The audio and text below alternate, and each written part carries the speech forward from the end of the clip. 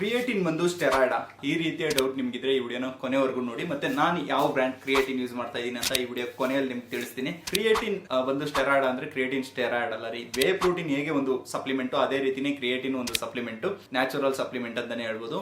Creatine ಬಂದು ಈ ರೀತಿಯ ಪೌಡರ್ ಫಾರ್ಮೆಟ್ ಅಲ್ಲಿ ಮಾತ್ರ ಇಲ್ಲ, ನಾವು ತಿನ್ನುವಂತ ಚಿಕನ್ ಅಲ್ಲಿ, ಫಿಶ್ ಅಲ್ಲಿ ಮತ್ತೆ ಎಲ್ಲಾ ಡೈರಿ ಪ್ರಾಡಕ್ಟ್ ಅಲ್ಲೂ ಕ್ರಿಯೇಟಿನ್ ಇದೆ. ಬಟ್ ಅದರಲ್ಲಿರುವಂತ ಪ್ರಮಾಣ ಬಂದು ಕಡಿಮೆ ಇದೆ. ಅದರಿಂದನೇ ಕೆಲವೊಂದು ಅಥ್ಲೆಟ್ಸ್ ಗಳು ಅವರ ಒಂದು ಪರ್ಫಾರ್ಮೆನ್ಸ್ ಪವರ್ ನ ಇನ್ಕ್ರೀಸ್ ಮಾಡಬೇಕು ಅನ್ನೋದಕ್ಕೋಸ್ಕರ ಈ ರೀತಿಯ ಪೌಡರ್ ಫಾರ್ಮೆಟ್ ನ ಕ್ರಿಯೇಟಿನ್ ನ ಯೂಸ್ ಮಾಡ್ತಾರೆ. ಕೆಲವೊಂದು ರೀಲ್ಸ್ ಅಲ್ಲೆಲ್ಲ ನೋಡಿರ್ತೀರಾ, ಈ ಕ್ರಿಯೇಟಿನ್ ತಗೊಂಡಿದ ತಕ್ಷಣ 20-30 kg ಡಂಬಲ್ಸ್ ನೆಲ್ಲ ಆರಾಮಾಗಿ ಹೊಡಿತಾ ಇರ್ತಾರೆ.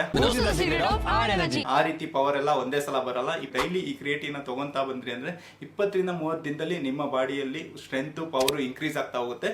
ಆ ರೀತಿನೇ ವರ್ಕ್ ಆಗೋದು ಕ್ರಿಯೇಟಿನ್ ಅನ್ನೋದು.